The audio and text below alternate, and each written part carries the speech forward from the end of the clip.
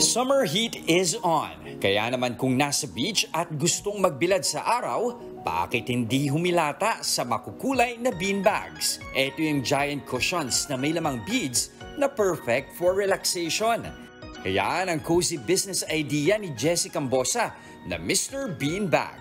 Gamit ang puhunan na 50,000 pesos, sinimula ni Jessie, isang dating performer at pro breakdancer, ang kanyang negosyong beanbag chairs noong 2008.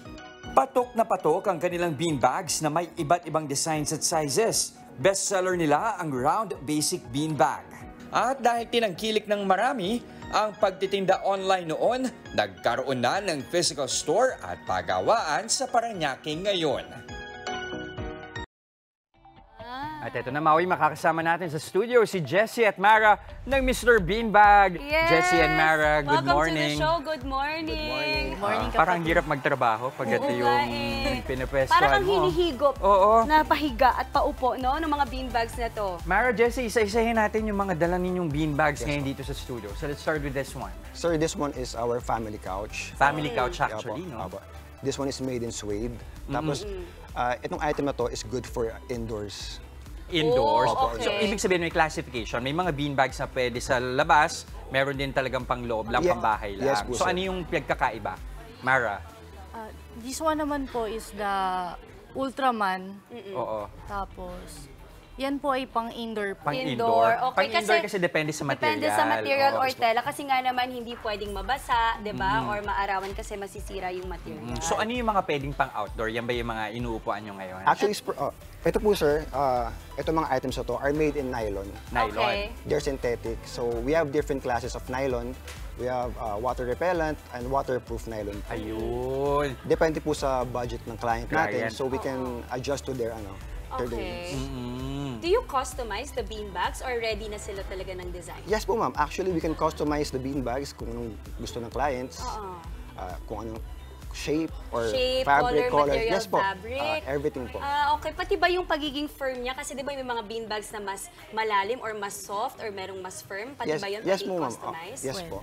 Okay, napakaganda. So, yan yung mga sakto talaga pang summer, no? Yes, po. Yan yung pang beach or pwedeng pang pool, ano? Kung meron kayong mga resort or napupuntahan, pwede nyo rin baunan. Actually, ito, pwede itong dalhin, no? Oo nga, nakita Fit na ko fit nga sa sasakyan. Tapos ang napansin ko sa kanya, may mga zipper. Ibig sabihin, pwedeng tanggalin yung labas at pwede siyang Yes po, labahan. ma'am. We can wash it po. Tapos yung mga inner niya, para din siyang pillows, meron siyang lining sa loob. Tapos we can just pull the outer cover, tapos yun po, we can wash it po.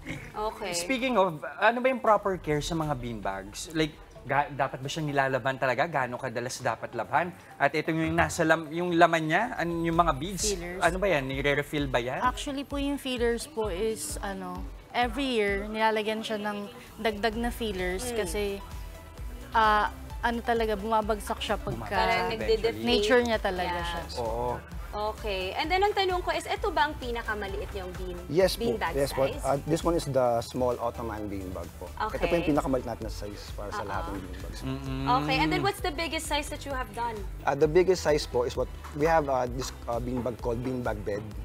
Parang pang-3 tao, pero hindi namin, Kama. Wow. wala kami nadala kasi malaki. Malaki masyado. Pero as in, oo. pwede mong higaan Yes po, talaga. you can use it for watching sabay, kung families magkakasama kayo. At saka napansin ko, maganda sa beanbags na to, hindi lang for summer. Yes po. Pwede siya Yes, pang bahay, pang-bahay. pang all around, pang kwarto. Pang mga bagets. In fact, pwede rin pang pets. Yes po, yes po. Uy! Actually po, Pwede rin sa office. Ayun. Yan. Baka naman. Pwede, no? Pwede tayo dito magnanap Sa mga tayo. boss, baka naman.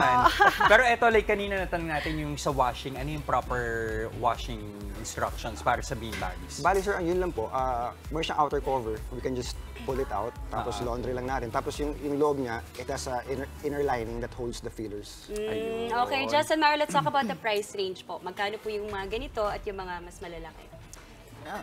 Starting po is 1,000 to 12,000. Okay. Meron po kami, like the teardrop po is That's Teardrop, ito yung yellow, yung nasa Yes. dulo. that's 3,499. 3,499, Okay. pwede na. Oo. Oh. Yun yung, kumbaga, more or less, yun yung average price natin, Yes, for beanbags. Okay. Hindi na masama. Oh, okay na Oo, okay na. okay. Parang gusto ko to sa kwarto ng mga bata. Pwede. Para kahit nanonood sila, di ba, relax yung mga likod nila. Yes po, ma'am. Kasi minsan, for some reason, mahilig silang umupo sa sahig. So parang, ibig Bigyan mo sabihin, na to. beanbag na lang, Beanbag diba? sa lang. Oo. Okay. Okay, Jessie and Mara, para sa mga kapatid natin na interesado ng kumuha sa inyo ng mga beanbags for summer especially, paano ba nila kayo makukontak? Actually, you can contact us through our Facebook page, Mr. Beanbag. The page is 37,000 likes, followers. Huwag po kayo magpupunta sa ibang page na mga they're Fake posting as account. mga fake accounts. Oo. Kasi meron nagpe-fake accounts ng company. Oh, okay. Pero balita ko, meron tayong dalawang kapatid na ayaw talaga Oo, magpatalo. patag gusto sumama at ma-experience ang Mr. Bean. Parang ayaw pumayag Ayan na, ng Mama Dims, sa beanbags. ready ka na ba? Ready na ba kayong magpahinga Parang at gusto niya matulog? dito eh. Talaga, Gusto niya dito eh. Ay, naman. Nararamdaman ko eh. Nag-first dips na kasi si Mama Dims dito, to be fair. Hindi agad. Pero dalawa dito, Diba? Di ba Ayan, emotion nyo? Pag talaga tayo nagkabayat, nagkaroon ng tambayan, ganito dapat ang upuan. So yung couch daw natin, papalitan na ng Beanbag.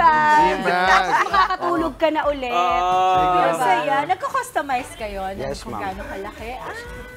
Pwede mag-request. Napakaganda. Mga fabrics. Okay, so muli mga kapatid, kontakin nyo lang sila, Mr. Beanbag PH. Maraming salamat, Jessie and Mara. Thank you so much. Okay. Mga kapatid, Jess De Los Santos po, huwag magpauli sa mga umaaksyong balita at napapanahong issue sa bansa. Para sa mas malawak na balitaan, mag-subscribe at mag-follow sa social media pages ng News 5.